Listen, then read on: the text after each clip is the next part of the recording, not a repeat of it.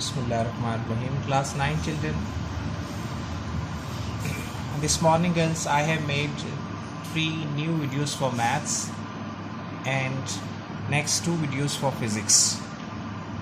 So now, girls, I'm starting from exercise number 4.4, which is basically last exercise of chapter number 4. Now the topic is consider a radical sign. Let's suppose if you have a radical sign, and inside the radical sign if you have any prime number or slash means or any rational number, and you're already familiar with this rational number that you have done in chapter number 2. So any prime number or any rational number. Prime number is basically that number which is divisible by itself only, just like 2, 3, 5, 7, 11 and so on. Okay? So it means either prime number or rational number which can be written in the form of p over q.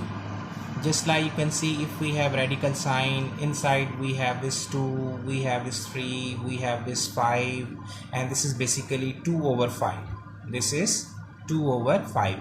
All these numbers are basically, these numbers are prime number, or you can say these numbers are all are rational numbers. So if we have a radical sign, inside the radical sign if we have a rational number, so now in maths this kind of expression as a whole and as a total is called surd. So these are different surds, right?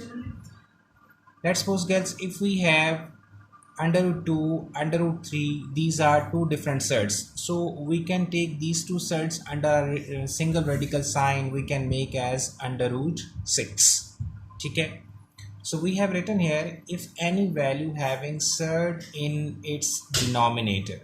Suppose we can say we have this expression in which we have under root 2. Under root 2 is a surd. If an expression contains surd in denominator, so you can see this expression having surd in denominator, then according to basic fundamental expression in maths, we say that we always write that expression. We have written this expression as it is here, and then we will multiply and divide that expression by that surd. Surd is under root 2, so we will multiply this whole expression and we will divide by the same surd. उसी surd से हम क्या कर रहे हैं, multiply कर रहे हैं, और उसी सर्ड से उस पूरी एक्सप्रेशन को डिवाइड भी हम कर रहे हैं. ठीक है? So it means now when you further simplify, under root 2 multiply by 1 you will get under root 2.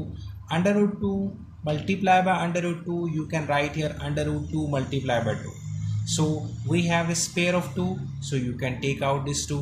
So ultimately when you simplify you will get this expression. ठीक है? Now, girls, we have written here, if we have a surd with plus minus non-surd number, or if you have surd with plus minus sign another surd. So now this kind of expression is called binomial surd. Bi means two, nomial mean values.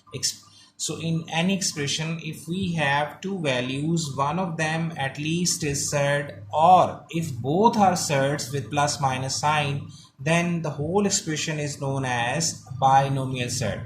For example, see, we can say we have this expression in which there are two values. See, can I say under root 2 is a surd with plus sign? This is not surd value, this is not surd, but one of them is surd, so as a whole this is known as binomial surd.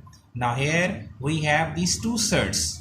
If both are surds with plus minus sign, or one of them at least is one surd, so it means you can say that is known as a whole binomial surd. So these are 3 binomial surds. And what is meant by conjugate of binomial surd? So if we have different binomial surds, you can see these are 3 different binomial surds. So if we change the sign which is existing between the two values, if we make positive sign as negative or negative sign as positive, so we will get a new binomial surd, which is known as conjugate of this previous one. If we change the sign, so this will become under root 3 minus 3. So this is new one binomial set is known as conjugate of this binomial set. Conjugate of this binomial set will be under root 3 minus under root 2, under root 3 plus under root 5. So if I say write down the conjugate of this expression, so you will write this. If I say write down the conjugate of these two binomial sets, so you will write down these two expressions respectively. Okay, so I think now this small topic, simple and easy topic, so I think it's clear to you. So please wait for the next video number 3.